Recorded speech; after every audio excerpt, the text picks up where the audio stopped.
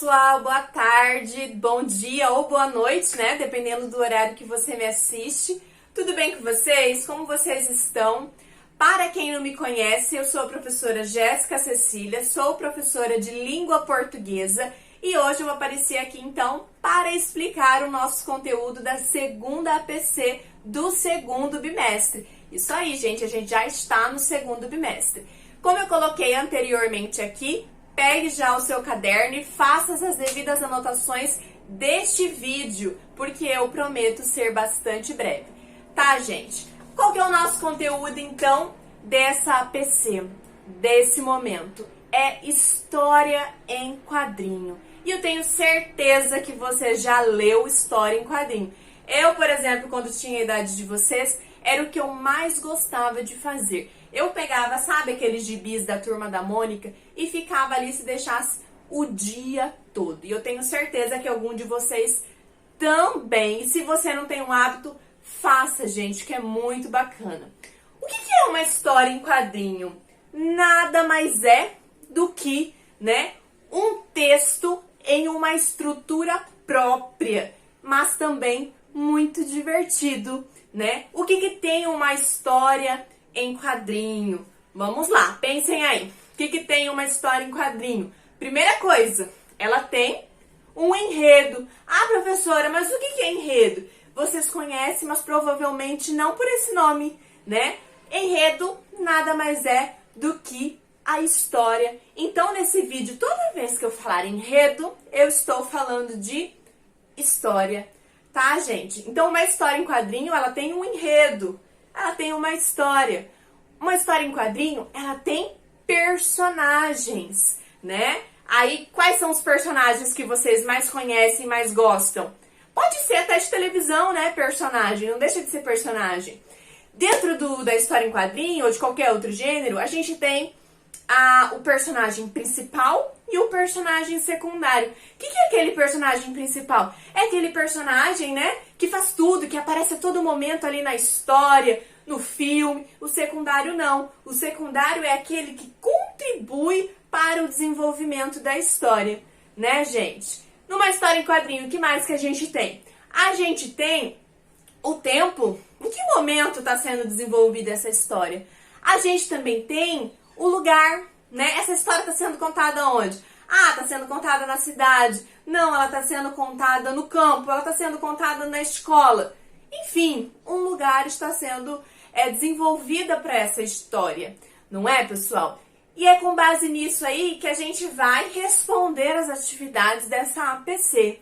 Mas antes de chegar lá, vou falar uma característica muito própria da história em quadrinho, que é o quê? Eu posso até dizer que ela é uma das mais importantes da história em quadrinho, que são os tipos, a caracterização dos balões da história em quadrinho. Tenho certeza que você aí já percebeu, né, que uma determinada história tem um balão ali redondinho, aí uma outra história tem um balão assim, mais pontudinho. Isso quer dizer uma coisa? A pessoa colocou ali, porque ela achou bonitinha. Não, gente, isso quer dizer algo. E o que quer dizer, professora? Quer representar a emoção da personagem. Então, se a personagem tá lá triste, o balão vai estar de uma forma. Se a personagem tá com raiva, o balão vai estar explosivo de outra forma. Aí, para exemplificar melhor aí para vocês, eu deixei na APC caracterizado certinho para vocês o que representa cada tipo de balão. Se você tá com a sua APC impressa aí do seu lado ou digital, já acompanhe, já verifique o que representa cada balão. É muito importante, tá, gente? Outra coisa importante quando a gente fala de história em quadrinho é sabermos o que é uma linguagem verbal e o que é uma linguagem não verbal. E aí, será que vocês sabem? Se não, vamos tirar essa dúvida agora. Toda vez que eu falar linguagem verbal, eu estou me referindo a fala. Tudo que é falado ou tudo que é escrito.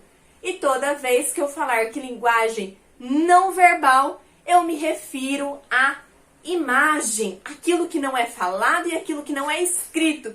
Exemplo, uma coisa que está no dia a dia de vocês aí. As placas de trânsito, né? Vocês vão aí na rua, a gente tem uma placa lá. Às vezes não tá escrito nada, mas tem um símbolo. E você ali já entende, porque é uma linguagem não verbal. O semáforo, só de você ver o verde ali ou o vermelho, você entendeu? Então é um tipo de linguagem, uma linguagem não verbal. Entenderam, pessoal, a diferença de linguagem verbal e não verbal? Verbal é toda vez que eu tenho uma linguagem falada, o que eu estou fazendo isso com vocês agora. Ou então quando eu tenho uma linguagem escrita, tá? E o contrário, não verbal, é caracterizado por meio de representações, por meio de imagens. Então eu dei para vocês o exemplo do trânsito, né, pessoal? Vocês viram como facinho? Bem tranquilo, né?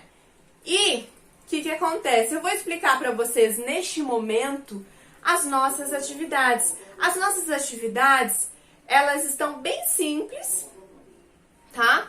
A maioria das questões são múltipla escolha. O que é múltipla escolha? Você precisa marcar X na alternativa correta, tá? Dependendo ali da questão.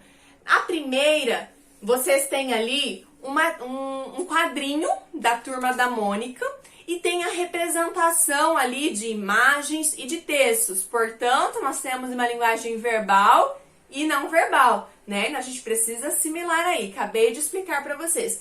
Com base nessas tiras, vocês vão realizar a interpretação de texto, tá ok? Por exemplo, eu vou falar aqui a número 1, a expressão truck. Reproduz o quê? Para a gente poder responder, a gente precisa ler a tira, não é verdade? Então, façam isso depois. Gente, outra coisa muito importante que tá aqui dentro que eu acabei de olhar é a figura de linguagem onomatopeia, tá bom? O que são as onomatopeias? Ai, que nome difícil, parece até um bicho de animal, né?